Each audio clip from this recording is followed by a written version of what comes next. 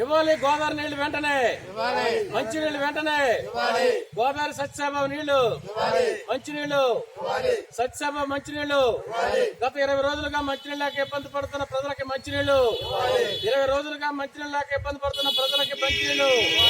రెడ్డిగనపురం పంచాయతీలో సత్యసాబ నీళ్లు వెంటనే, మంచినీళ్లు వెంటనే, గోదావరి మంచినీళ్ళు వెంటనే. రెడ్డిగనపురంలో గోదావరి మంచినీళ్లు. 20 రోజులుగా మంచినీళ్ళు లేక ఇబ్బంది పడుతున్న ప్రజలను ఆదుకోవాలి.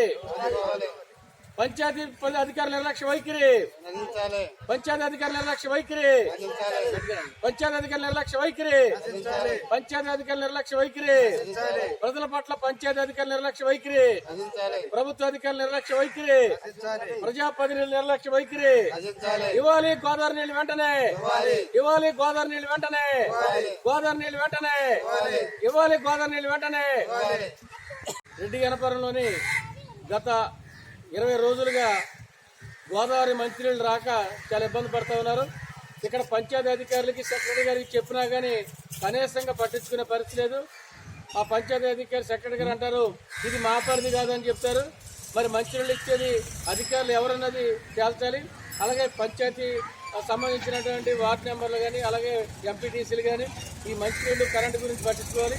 ఈ ఎంపీటీసీ గారు కూడా మనకు అవ్వలేడు ఇక్కడ. అంచేత స్థానికంగా ఉన్నటువంటి సెక్రటరీ గారు చెప్తే సెక్రటరీ గారు పట్టించుకోవట్లేదు. గత 20 రోజులు బట్టి మంచినీళ్ళు లేక యాసంకాలం వస్తుంది, ఇబ్బంది పడుతూ ఉన్నాం. ప్రైవేటు వెళ్ళి వాటర్ ప్లాంట్ కొనుక్కోవాలంటే 20 రూపాయలు 20 లీటర్లు తిండి. ఈరోజున గతంలోనే 2 రూపాయలకే 20 లీటర్లు ఇస్తామని చెప్పి వాటర్ నీళ్ళు ఇస్తామని చెప్పారు. కానీ అలాంటి హామీలు వెనకపోయినాయి. కనీసం ఈ గోదావరి నీళ్ళైనా ఇచ్చి ఆదుకోవాలని 20 రోజులుగా వర్క్ జరుగుతుంది. మిషన్ పోనీయానికి సాగులు చెప్తున్నారు తప్ప ఆ రకంగా ఏమి కూడా పట్టించుకోవట్లేదు. వాళ్ళకి కూడా గోదావరి నీళ్ళు వదిలే కార్మికులకు కూడా దాదాపు 6 నెలల మట్టి జీతాలు లేవని తెలుసా ఉంది మాకు. అంచేత కార్మికులకు కూడా జీతాలు ఇవ్వాలి. సక్రమంగా ప్రజలకు మంచినీళ్ళు ఇచ్చేలాగా ప్రభుత్వ అధికారులు చర్యలు తీసుకోవాలి, ప్రజాప్రతినిధులు చర్య తీసుకోవాలి. స్థానికంగా ఉన్న ఎంపీటీసీలు లైన్లు రోడ్లు కానీ మంచినీళ్ళు కానీ కరెంటు కానీ ఇది చూసేది స్థానిక ప్రజాప్రతినిధులు అలాగే సెక్రటరీలు. వీళ్ళెవళ్ళు కూడా పూర్తిగా గ్రామంలో లేరు ఉండక ఈ రకంగా మాకు ఇబ్బంది జరుగుతుంది.